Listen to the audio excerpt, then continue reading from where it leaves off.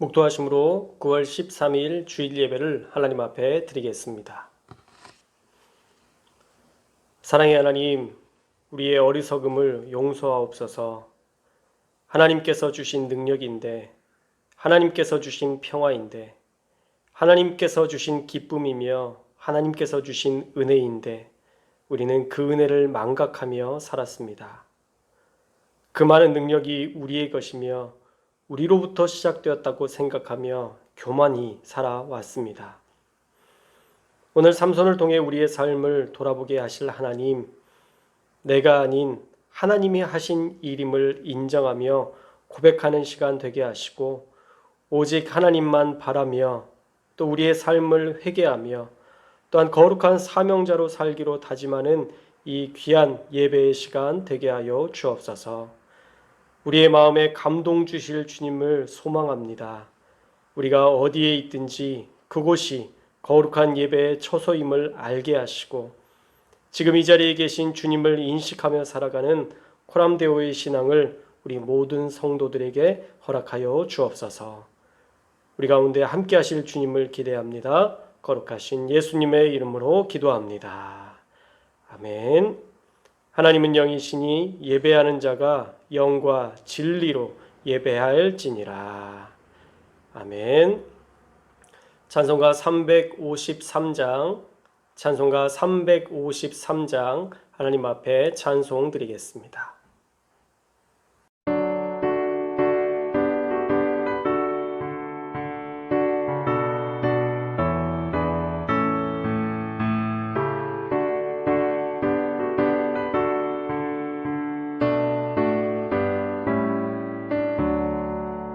십자가 분명되어서 예수를 따를 때 무서워하지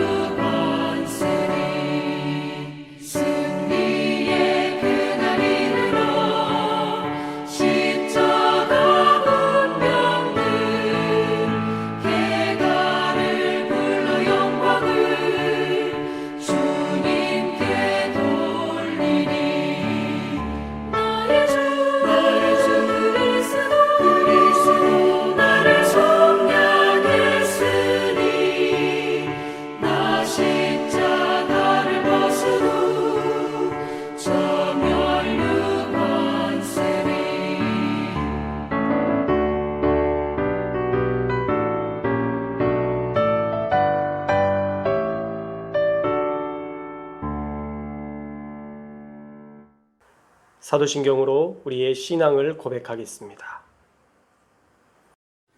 전능하사 천지를 만드신 하나님 아버지를 내가 믿사오며 그 외아들 우리 주 예수 그리스도를 믿사오니 이는 성령으로 잉태하사 동정녀 마리아에게 나시고 본디오 빌라도에게 고난을 받으사 십자가에 못 박혀 죽으시고 장사한 지 사흘 만에 죽은 자 가운데서 다시 살아나시며 하늘에 오르사 전능하신 하나님 우편에 앉아 계시다가 저리로서 산자와 죽은 자를 심판하러 오시리라. 성령을 믿사오며 거룩한 공회와 성도가 서로 교통하는 것과 죄를 사하여 주시는 것과 몸이 다시 사는 것과 영원히 사는 것을 믿사옵나이다. 아멘. 교동문 59번 시편 136편의 말씀, 교동문 59번 시편 136편의 말씀을 함께 교독하겠습니다.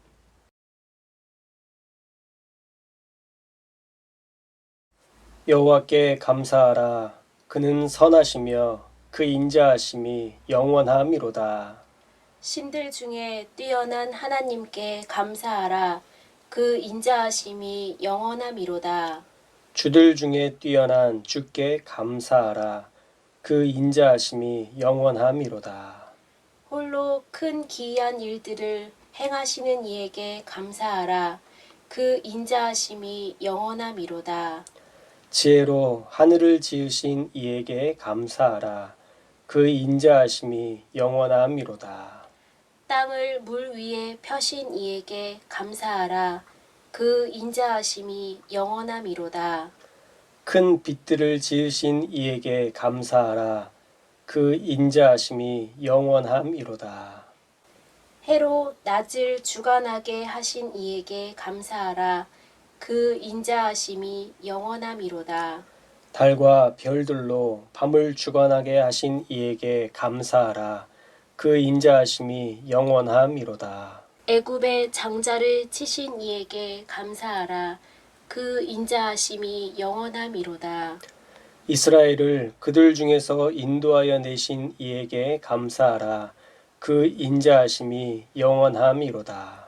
강한 손과 펴신 팔로 인도하여 내신 이에게 감사하라. 그 인자하심이 영원함이로다. 찬송가 368장, 찬송가 368장 하나님 앞에 찬송드리겠습니다.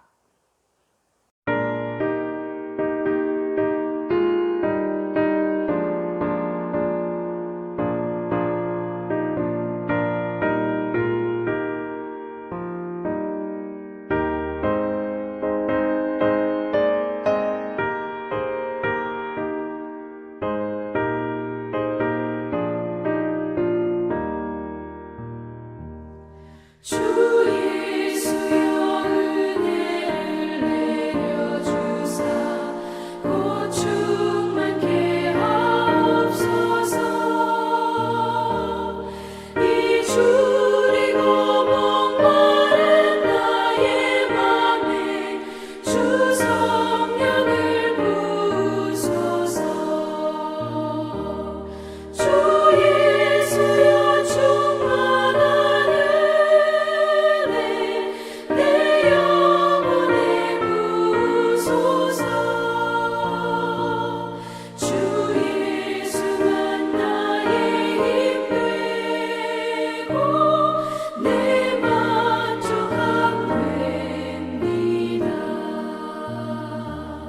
주 예수여 죄에서 풀어주사 날 정결케 하옵소서. 이 세상의 유혹이 나의 맘에 틈 못하게 하옵소서. 주 예수여 충만한 은혜 내 영혼에 부으소서. 주 예수만 나의 힘 되고 내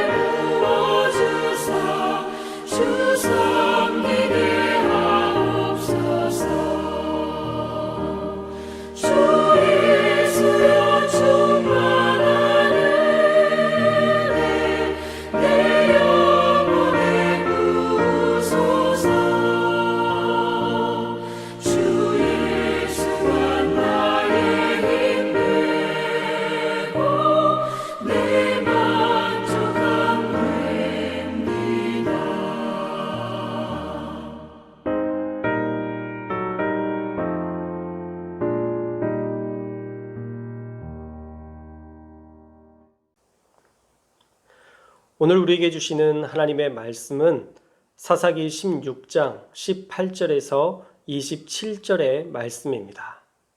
사사기 16장 18절에서 27절의 말씀입니다. 제가 봉독해 드리겠습니다. 들릴라가 삼손이 진심을 다 알려주므로 사람을 보내어 블레셋 사람들의 방백들을 불러 이르되 삼손이 내게 진심을 알려주었으니 이제 한 번만 올라오라. 블레셋 방백들이 손에 은을 가지고 그 여인에게로 올라오니라. 들릴라가 삼손에게 자기 무릎을 베고 자게 하고 사람을 불러 그의 머리털 7가닥을 밀고 괴롭게 하여 본즉 그의 힘이 없어졌더라. 들릴라가 이르되 삼손이여, 블레셋 사람들이 당신에게 들이닥쳤느니라. 삼손이 잠을 깨며 이르기를 내가 전과 같이 나가서 몸을 떨치리라 하였으나 여호와께서 이미 자기를 떠나신 줄을 깨닫지 못하였더라. 블레셋 사람들이 그를 붙잡아 그의 눈을 빼고 끌고 가사에 내려가 노줄로 매고 그에게 옥에서 맷돌을 돌리게 하였더라. 그의 머리털이 밀린 후에 다시 자라기 시작하니라. 블레셋 사람의 방백들이 이르되 우리의 신이 우리 원수 삼손을 우리 손에 넘겨주었다 하고 다 모여 그들의 신 다곤에게 큰 제사를 드리고 즐거워하고 백성들도 삼손을 보았으므로 이르되 우리의 땅을 망쳐놓고 우리의 많은 사람을 죽인 원수를 우리의 신이 우리 손에 넘겨주었다 하고 자기들의 신을 찬양하며 그들의 마음이 즐거울 때에 이르되 삼손을 불러다가 우리를 위하여 제주를 부리게 하자 하고 옥에서 삼손을 불러내라. 삼손이 그들을 위하여 제주를 부리니라. 그들이 삼손을 두 기둥 사이에 세웠더니 삼손이 자기 손을 붙든 소년에게 이르되 나에게 이 집을 버틴 기둥을 찾아 그것을 의지하게 하라. 그 집에는 남녀가 가득하니 블레셋 모든 방백들도 거기에 있고 지붕에 있는 남녀도 3,000명가량이라. 다 삼손이 제주 부리는 것을 보더라. 오늘은 사사기 16장 18절에서 27절의 말씀을 가지고 삼손, 거룩함을 상실한 사명자라는 제목의 말씀을 나누고자 합니다. 그리스도인은 언제든지 말씀에서 해답을 찾고 말씀을 통해 삶의 방향성과 목표를 찾아낼 수 있어야 됩니다. 그렇지 않으면 안 믿는 사람들과 차이 없이 그들과 구별됨 없이 살아가게 되기 때문입니다. 교회에 등록했다는 것이 그리스도인의 가장 큰 차이점으로 생각한다면 그것은 큰 오해입니다. 삶이 따르지 않는 신앙은 오히려 그리스도인이라는 이름 때문에 하나님께서 영광받지 못하시는 하나님의 영광에 엄청난 손상을 일으키는 일이 될 수도 있기 때문입니다. 한때 장로님께서 대통령이 되어서 모두가 대한민국이 이제 더 놀랍게 발전할 것이고 대한민국이 더 좋아질 것을 기대했지만 그 기대는 산산이 무너지고 말았습니다. 사람을 기대해봤자 그 결론은 실망일 뿐이었습니다. 그래서 우리 그리스도인이 따를 가치는 어떤 사람의 이념이나 신념이 아닌 바로 하나님의 말씀이어야 합니다. 분명한 것은 말씀이 없으면 잘못된 길로 간다는 것입니다. 잘못된 길로 가면서도 스스로 깨닫지 못합니다. 왜냐하면 하나님의 말씀이 없으니까 자기의 생각대로 자기의 소견대로 살아갈 수밖에 없기 때문인 것이죠. 그런 시대가 대표적으로 이 사사기의 시대였죠. 자기의 소견에 옳은 대로 행하는 시기였습니다. 사실 이스라엘은 하나님이 역사하던 기적의 역사를 이미 겪었던 그 은혜를 맛보았던 민족이었습니다. 여호수아 시대를 지나면서 하나님의 말씀대로 살았더니 하나님께서 놀라운 기적을, 놀라운 전쟁의 승리를 맛보게 하신 그 위대한 경험을 했었습니다. 그런데 인간의 타락도 어쩜 그렇게 빠른지 너무 손쉽게 하나님과도 단절이 되었습니다. 사사기 시대의 특징을 보면 죄의 사이클이 있었습니다.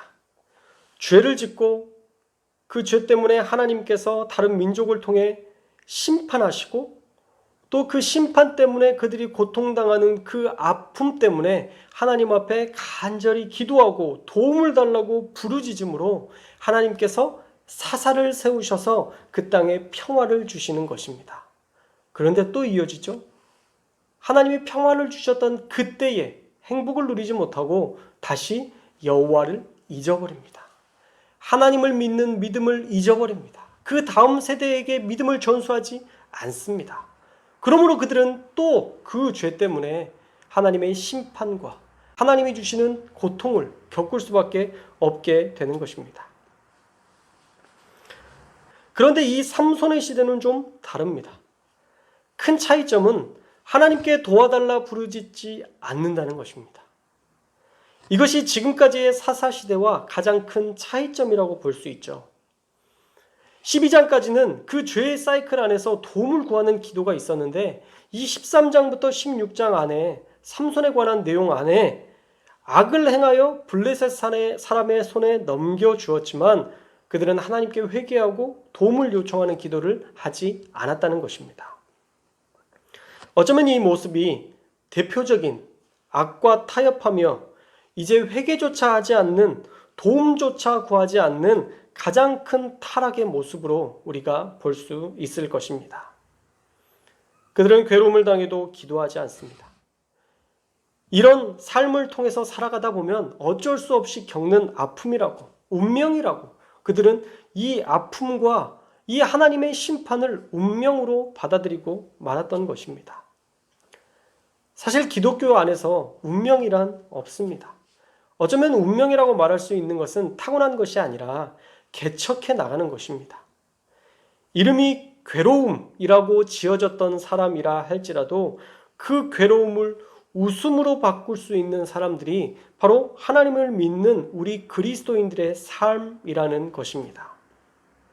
예정론으로 이미 그렇게 되기로 결정된 사람은 없습니다. 모두가 자신의 선택에 의해 이루어지는 것이죠. 운명대로가 아닌 하나님을 의지하며 개척해 나가는 것입니다. 그런데 좋은 운명, 사실은 선택된 하나님의 선택을 받은 운명을 가지고서도 악과 타협해버린, 부르짖을 힘마저 상실한 채 하나님을 잃어버리고 그렇게 살았던 이 삼손의 시대, 우리가 한번 이 땅의 모습과 너무 닮았기 때문에 자세히 한번 살펴봐야 될 것 같습니다. 오늘 말씀의 배경은 이렇습니다. 삼손은 마노아라는 아버지와 또 어머니 밑에서 태어나기도 전에 나실인으로 선택된 사람이었습니다. 여호와의 사자가 나타나 직접 이스라엘을 구원할 사사로, 구원자로 이 아들을, 마노아의 아들 삼손을 지명해 주었습니다. 사실 그 가정에 태어날 수 없는 아이였습니다. 아이를 낳을 수 없는 가정이었는데 하나님께서 아이를 낳게 하실 것이라 약속하시고 또 그 아이가 나실인이 될 것이고 그를 통해서 이스라엘이 구원받을 것이다 약속해 주신 것이죠. 우리가 조금 전에 살펴봤던 것처럼 이스라엘이 하나님께 부르짖지 않으니 하나님께서 삼손이라는 구원자를 친히 택하시고 보내시는 그런 완벽한 서비스를 이 땅 가운데 구현해 주셨다라는 것입니다. 이 삼손이라는 이름의 뜻은 작은 태양이라는 뜻으로 앞으로 이스라엘을 구원할 사사다운 그런 이름이었습니다. 그렇게 삼손을 하나님은 나실인으로 부르시면서 거룩한 자로 살아가도록 나실인 규례를 지키도록 명령하십니다.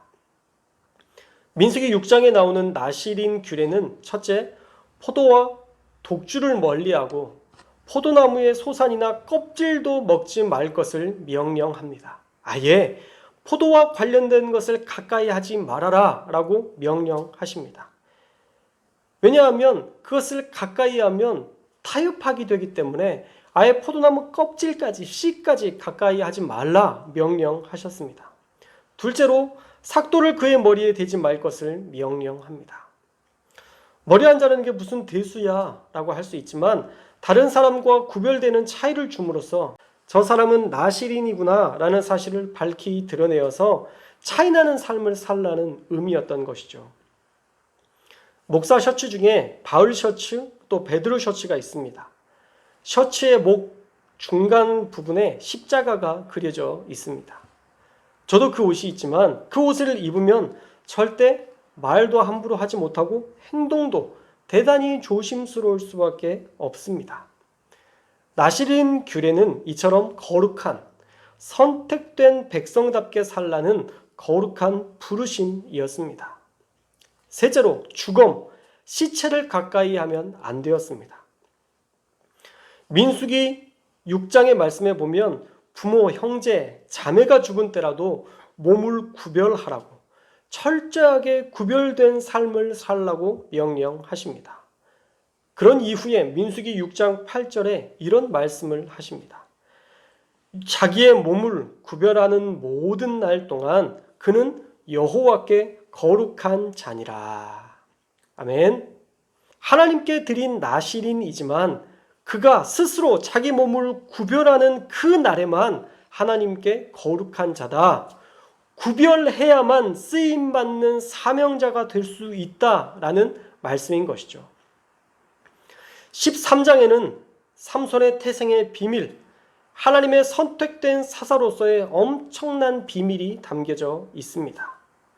이 정도면 아마 사무엘과 같은 선지자, 한 시대를 풍미할 만한 위대한 사사, 위대한 사명자가 나오겠구나라는 것을 기대할 만합니다. 그런데 14장 1절에서 모든 기대가 산산이 무너집니다. 삼손은 블레셋 땅 딥나에 내려가 한 여인을 보고 사랑에 빠집니다. 그 여인은 하물며 삼손을 알지도 못합니다. 그런데 삼손은 그 부모에게, 자신의 부모에게 떼를 씁니다. 그 여인을 내 아내로 삼게 하소서.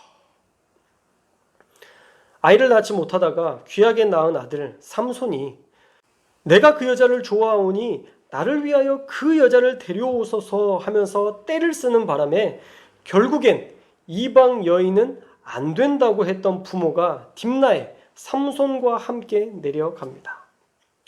그런데 5절에 딥나에 내려가자마자 가까이 하지 말라던 포도원을 만나게 됩니다. 또 거기에서 젊은 사자가 길을 막습니다. 만약 그가 진짜 그 거룩함을 지켰던 나시린이었다면, 그가 하나님 앞에 진정으로 쓰임받는 그런 사사의 모습을 가지고 살았더라면, 아, 하나님이 나를 나시린으로 부르셨지 하면서 포도원을 피하고 사자를 죽일 힘이 있어도 그가 사자를 죽이지 않았을 텐데, 하나님이 금하시던 포도원에서 사자를 염소 새끼처럼 찢어 죽이게 됩니다. 14장 시작부터 나시린 규례 3개 중에 2개를 어깁니다. 그리고 6절에 그 사실을 부모에게 알리지도 않습니다. 나시린 규례 3번째가 죽음을 가까이 하지 말라였는데 그가 살아있던 사자를 죽였으니 그 규례를 적극적으로 어긴 것이 되었던 것이죠. 첫 번째, 포도를 가까이 하지 말 것. 두 번째, 죽음을 가까이 하지 말 것이라는 규례를 사사가 되기도 전에 그것을 이미 어겨버린 것입니다. 그리고 약혼을 하고 2, 3개월이 지난 이후에 정혼을 하기 위해 딥나로 가는 그 길에 자기가 죽였던 사자의 몸에 가죽과 뼈가 앙상한데 그 안에 벌이 꿀을 모으는 독특한 장면을 보고는 가까이 가서 손으로 꿀을 떠서 먹고 그 꿀을 어디에서 나왔는지 알려주지 않은 채 부모에게도 건네줍니다. 혹시 말씀을 듣는 중에 여러분들 죄의 특성이 보이시나요? 죄는 지으면 지을수록 숨기는 게 많아진다는 것이 특징입니다. 삼손도 찔리는 게 있으니까 지금 말하지 않잖아요. 또 죄는요, 적극적으로 공범을 만듭니다. 어머니 아버지에게 죽은 사자의 안에 있는 시체에서 얻은 꿀을 줌으로써 나실인의 규례를 부모도 지키라고 했던 13장에 나오는 여호와의 사자의 말씀을 어기게 했습니다. 죄도 사실 대단히 적극적인 성향을 띱니다. 자기만 죄를 지을 수 없어서 죄의 길로 사람들을 데리고 가는 경우가 훨씬 많죠. 그래서 데살로니가전서 5장 22절 말씀에 악은 모양이라도 버리라고 말씀하신 것입니다. 여하튼 이것이 계기가 되어서 7일간 잔치를 베푸는 중에 삼손은 수수께끼를 내어서 블레셋 사람들을 곤혹스럽게 합니다. 그 수수께끼는 이거였죠. 먹는 자에게서 먹는 것이 나오고 강한 자에게서 단 것이 나왔다. 사자의 몸에서 꿀을 먹었다는 자신의 경험을 바탕으로 수수께끼를 내어서 내기를 했죠. 배옷 30벌과 고급 예복 30벌을 걸게 됩니다. 그런데 블레셋 친구들이 딥나 여인 삼손의 아내를 협박하면서 만약 답을 알려주지 않으면 내 집과 내 모든 것을, 내 아버지를 다 불살라 버리겠다라고 협박을 해서 아내는 삼손에게 눈물로 호소하여 답을 알아내게 되었고 결국은 그것을 블레셋 사람들에게 알려주었습니다. 그러자 그것을 마친 블레셋의 그 거들먹거리는 모습을 보고는 삼손도 아내의 배신과 또 다른 민족에게 무시당하는 그것이 속상해서 블레셋 아스글론이라는 지역에 가서 30명이나 되는 사람을 죽이고 그들의 옷을 약탈하여서 배옷 30벌과 겉옷, 고급 예복 30벌을 그들에게 주고 자기 집으로 돌아가 버리고 말았습니다. 삼손도 참 즉흥적인 삶을 살았습니다. 그랬더니 그 장인이 딸을 잔치에 온 삼손의 친구에게 줘버립니다. 나중에 마음이 풀려서 삼손이 염소 새끼를 가지고 와서 아내를 데리러 왔는데 이미 그 아내를 다른 친구에게 줘버렸다라는 말에 화가 났던 삼손은 여우 300마리를 붙들어서 2마리를 한 조로 꼬리를 묶고 그 사이에 횃불을 달아서 불을 붙이고는 이밭 저밭 이곡식 저곡식 과수원까지 그 주변 일대를 정말 불로 쑥대밭을 만들어 버립니다. 그랬더니 블레셋 사람들이 화가 나서 삼손의 장인과 그 아내를 불살라서 죽이게 됩니다. 그리고 그들의 복수에 또 눈이 돌아간 삼손은 14장 8절에 보면 블레셋 사람들의 정강이와 넓적다리를 크게 쳐서 죽였다라고 기록합니다. 엄청난 사륙을 통해서 블레셋을 초토화시켰다라는 것이죠. 그리고 에담 바위 틈에 머뭅니다. 삼손도 이스라엘로 돌아가면 아무래도 이스라엘과 블레셋 간의 전쟁은 불가피한 것이 되기 때문에 에담 바위 틈에 머무르게 되었던 것입니다. 그런데 1000명이 넘는 블레셋 사람들이 유다 사람들에게 와서 진을 치고 삼손을 잡아가려 할 때에 유다 사람들은 적극적으로 삼손을 잡아다가 블레셋에게 넘기게 됩니다. 이스라엘의 사정을 다 이해한 삼손은 유다 사람들에게 묶여서 블레셋 사람들에게 넘겨주었지만 하나님의 영이 임해서 나귀의 턱뼈로 1000명이나 되는 사람을 한꺼번에 죽이게 됩니다. 그리고 그 치열한 전투 후에 목이 말라서 그때에서야 삼손은 하나님 앞에 기도합니다. 15장 18절 이 기도가 젊은 날 삼손이 했던 유일한 기도입니다. 목말라 죽겠으니 할례 받지 못한 자들에게 죽지 않도록 물을 주십시오. 그것이 사사 삼손이 했던 기도였습니다. 그 기도에 하나님이 응답하셔서 엔하골에 부르짖는 자의 샘에서 물이 터지게 하셔서 그 기도에 하나님이 응답해 주시는 그런 역사를 경험하게 됩니다.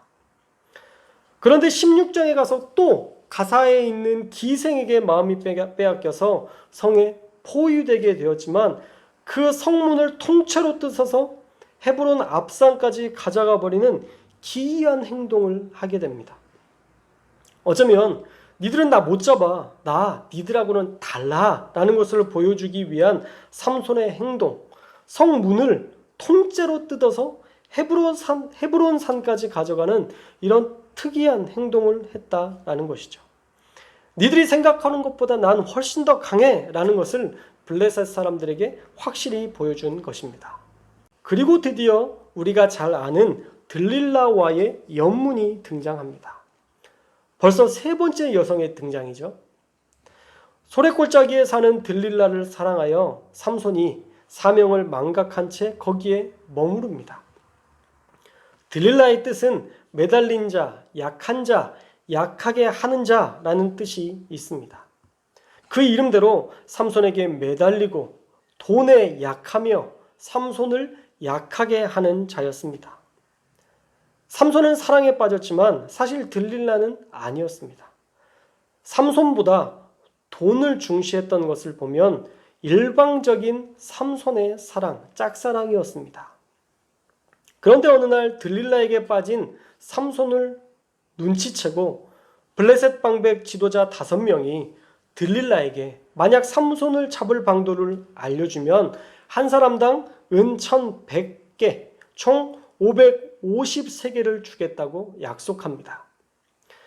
은 한 세겔을 무게로 따져서 계산하면 한 세겔이 4만 원 정도 되니까 2억 2천이나 되는 돈이고, 만약 노동자 4명의 하루 품삯으로 계산하면 하루 품삯을 5만 원으로 계산할 때 한 세겔은 20만 원 정도 되니까 11억 원. 하루 품삯을 10만 원으로 잡으면 22억이나 되는 엄청난 돈이었습니다.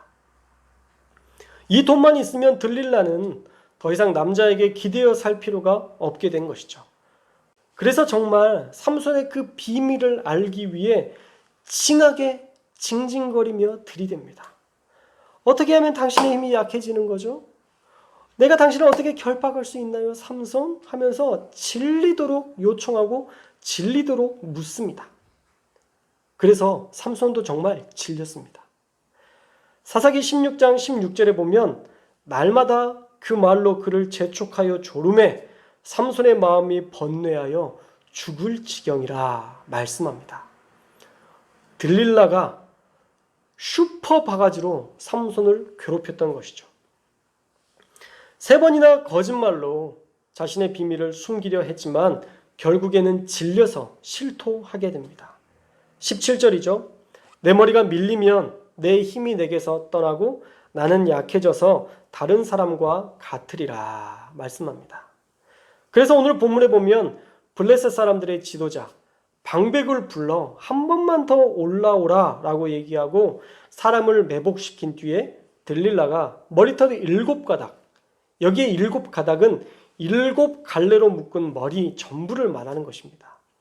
그 머리를 자름으로 나실인 귤에 그 마지막 언약까지 삼손은 어기게 됩니다. 초반부에 우리가 말씀에서 나눴었죠. 민수기 6장 8절에 이런 단서가 붙는다고요. 자기의 몸을 구별하는 모든 날 동안 그는 여호와께 거룩한 자니라. 아멘. 하나님께서는 정말 많이 양보하셨습니다. 포도원에 가도, 사자를 죽였어도, 잔치를 벌이며 술을 마셨어도, 그 죽음의 꿀을 먹었어도 하나님은 자신의 선택한 자였기 때문에 오래도록 참으며 기다리셨습니다. 그러나 머리털을 잘리며 우선순위를 하나님보다 들릴라에게 더 넘겨줌으로써 마지막 나실인 규례까지 어기고 말았습니다. 그리고 안타깝게도 20절에 내가 전과 같이 나가서 몸을 떨치리라 하였으나 여호와께서 이미 자기를 떠나신 줄을 깨닫지 못하였더라 라는 말로 삼손의 능력도 사명도 끝났음을 선언하십니다. 삼손의 이야기가 재미있으셨나요? 그러면 삼손의 이야기를 통해 오늘 우리에게 주시고자 하는 하나님의 은혜는 무엇일까요? 첫째로 하나님이 부여하신 능력을 믿고 까불지 말라는 것입니다. 우리 성도님들에게는 죄송합니다. 연세가 있는 분들이 있어 죄송하지만 이 표현이 가장 적절한 것 같습니다. 양해 부탁드립니다. 하나님이 주신 능력 믿고 내가 가진 능력처럼 까불면 안 됩니다. 삼손은 하나님이 주신 능력을 간과했습니다. 나귀 턱뼈로 1000명을 죽인 이후에 그의 고백은 지극히 자신의 능력으로 된 것임을 과시합니다. 15장 16절 말씀을 보면 이르되 나귀의 턱뼈로 한 더미 두 더미를 쌓았으며 나귀의 턱뼈로 내가 1000명을 죽였도다 하니라. 아멘.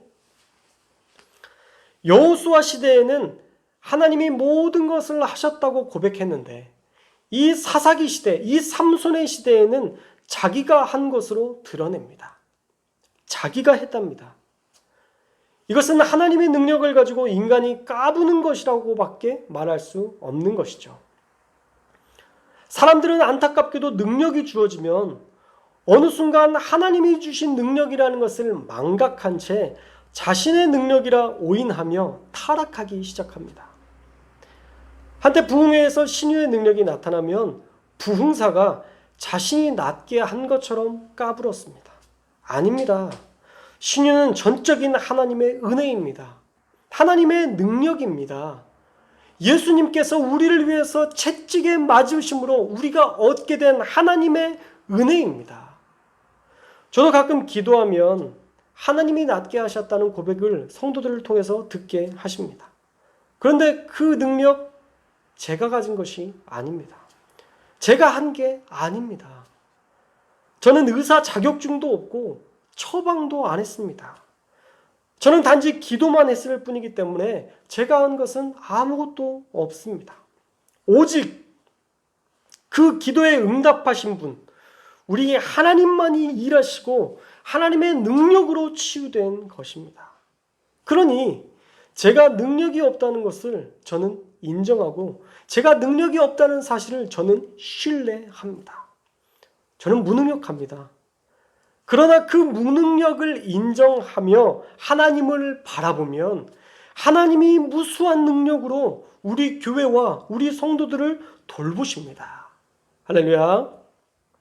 내가 힘을 빼고 우리가 힘을 빼고 하나님을 의지하면 하나님께서 그때 역사하시더라고요. 그런데 내가 한 것처럼 내 능력처럼 여기며 목에 힘이 들어가고 내가 어떤 사람인데 내가 누군지 알고 그래 라고 하면서 나를 높이려 들면 하나님은 그 능력을 거두어 가십니다. 삼손이 그랬습니다. 사랑하는 여러분, 여러분의 고백에 내가 라는 말이 사라질 수 있기를 주님의 이름으로 축원합니다. 저와 여러분이 의도적으로라도 하나님이 하셨습니다. 하나님만이 내 삶의 주인이십니다. 그런 고백을 올려드릴 수 있어야 됩니다. 나귀의 턱뼈로 철제 무기를 무장한 그런 블레셋을 우리가 삼손이 어떻게 이길 수 있었겠습니까? 그건 역시도 전적인 하나님의 능력임을 고백할 수 있어야 됩니다. 우리의 고백이 다윗과 같았으면 좋겠습니다. 내가 누구이기에 이런 일을 할 수 있었겠습니까? 삼손의 고백을 좀 바꿔볼까요? 나귀의 턱뼈를 보게 하시고 그것을 무기 삼아 싸우게 하신 하나님께 영광 돌립니다. 무력한 나에게 힘을 주어 1000명과 싸우면서도 지치지 않게 보호하시고 인도하신 하나님을 찬양합니다. 우리의 고백이 이런 고백으로 하나님께 돌리는 영광으로 올려드려야 됩니다. 삼손이 이런 고백을 드렸다면 얼마나 좋았을까요? 이런 하나님을 높이는 온전함이 바로 진정한 거룩함입니다. 저와 여러분이 내가 복음 안에 사는 자가 아니라 예수 복음으로 주님만 높이며 사는 자가 될 수 있기를 주님의 이름으로 축원합니다. 둘째로, 설마가 사람 잡는다는 것을 알고 거룩함을 포기하지 않는 사명자가 될 수 있기를 주님의 이름으로 축원합니다. 설마는요, 사람 잡습니다. 설마 이런 죄 조금 짓는다고 하나님이 나를 버리시겠어? 설마 사랑이 많으신 하나님이 이런 거 한다고 나를 벌하시겠어? 맞습니다. 그런 설마가 사람 잡습니다. 구약의 율법은 해야 하는 계명 248개와 하지 말아야 할 계명 365개, 총 613개의 율법으로 구성되어 있습니다. 그런데 설마 이거 안 한다고 버리시겠어? 설마 이거 한다고 혼내시겠어? 라고 죄에 대해 계속 포용의 자세로 살아갈 때 하나님은 어느 순간 그 죄를 드러나게 하시고 세상도 하나님도 등 돌리시며 정말 설마가 사람을 잡는 일을 보게 하신다라는 것입니다. 삼손의 설마는 무엇이었을까요? 바로 마지막 보루, 머리카락이었을 것입니다. 설마 머리털이 밀린다고 내 이 엄청난 능력이 사라지겠어? 봐! 포도주를 가까이 했었을 때도 괜찮았고 시체를 가까이 했어도 괜찮았고 시체 안에서 꿀을 찍어 먹었어도 괜찮았잖아. 사랑하는 들릴라, 내가 속상하게 하면 안 되지. 그것은 삼손, 이 상남자 삼손이 할 일이 아니니 그냥 알려주자. 설마 머리카락 좀 잘린다고 힘이 빠지겠어? 어쩌면 그게 삼손의 설마였을 것입니다. 그 설마 때문에 삼손은 눈이 뽑히고 블레셋 사람들 앞에서 수치스러운 재주를 부리며 그 일생이 비참하게 마무리되고 말았습니다. 우리는 죄를 너무 쉽게 여깁니다. 살인이나 동성애 같은 어떤 큰 죄를 저질러야 그것이 죄지 그 외에는 하나님의 사랑으로 다 덮을 수 있을 것이라고 확신합니다. 어쩌면 그게 믿음 같아 보이기도 합니다. 하지만 살인이나 동성애 못지않게 여러분이 짓는 간음이나 도둑질 또 미움으로 인격을 모독하는 것도 다 하나님 앞에서 감점받고 있다는 사실을 알아야 됩니다. 목사님, 어떻게 그 죄와 내 작은 죄를 똑같이 봐요? 목사님 너무하신 거 아니에요? 라고 말할 수도 있지만 하나님 앞에서 모든 죄는 다 더러운 것이고 하나님을 망각한 죄는 더더욱 무서운 심판을 받게 된다는 것을 우리는 알아야 됩니다. 사실 모든 죄의 축적으로 인간이 심판받잖아요. 그런데 회개하지 않으니 그 죄의 무게는 점점 더 무거워져 갈 뿐이죠. 결국 회개 없는 신앙은 심판에 이르게 된다는 것입니다. 이제 좀 회개할 생각이 드시나요? 그러면 삼손처럼 생각했던 여러분의 설마라고 했던 죄를 이제 떠올릴 수 있어야 됩니다. 해야 할 것과 하지 말아야 할 것. 그렇게 많은 것을 구분해 놓았음에도 하나님의 사랑으로 모든 죄를 그냥 덮어놓고 여겼던 설마라고 여겼던 그 죄들. 우리가 그 죄에 대해서 이제 드러내고 회개해야 되는 것입니다. 삼손이 잃어버렸던 상실이 바로 이 거룩함의 상실입니다. 해야 할 것을 하지 않으면서도 괜찮다고, 설마 그렇게 했냐고, 머리카락 자른다고 힘이 빠지겠냐고 생각했던 그 거룩함의 상실. 여러분은 혹시 그런 거룩함을 상실하지는 않으셨습니까? 사랑하는 여러분, 삼손도 그렇게 생각했습니다. 그런데 그 설마 때문에 하나님의 영이 떠나시고 말았습니다. 16장 20절에 중반부 말씀에 보면 내가 전과 같이 나가서 몸을 떨치리라 하였으나 여호와께서 이미 자기를 떠나신 줄을 깨닫지 못하였더라 말씀합니다. 하나님의 영이 떠났는데도 그것도 모르고 여전히 내가를 외치고 있습니다.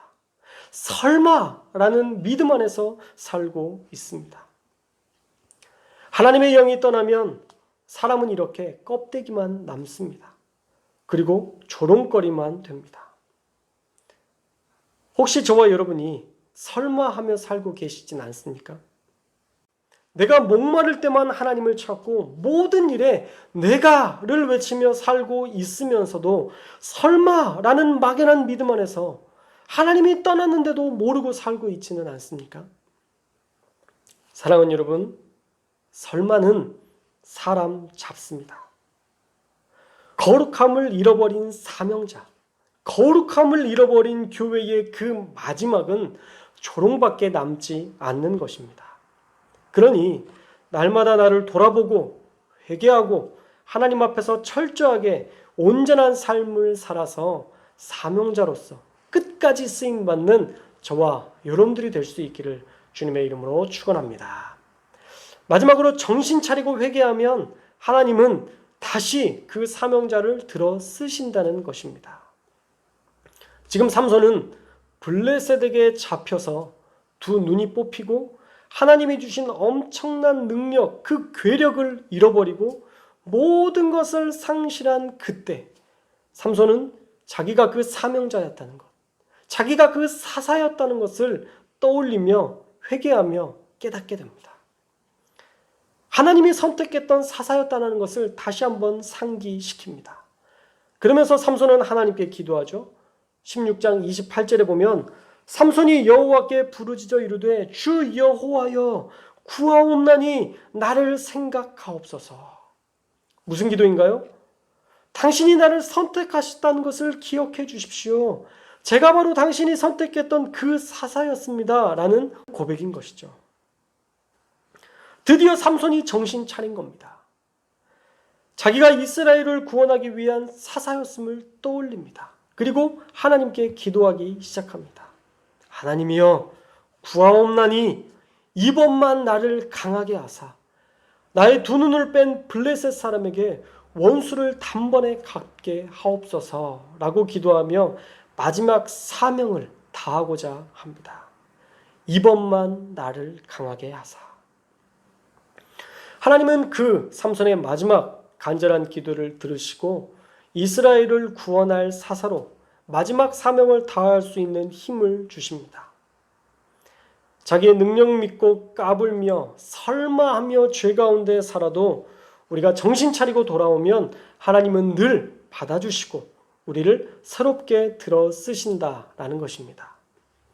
삼손의 마지막 모습, 사사로서의 사명을 다하고자 했던 그 열정을 하나님이 들으시고 그 기도대로 힘을 주셔서 블레셋을 물리치게 하셨습니다. 그로써 이스라엘을 구원할 사명을 마침내 이루게 하신 것입니다.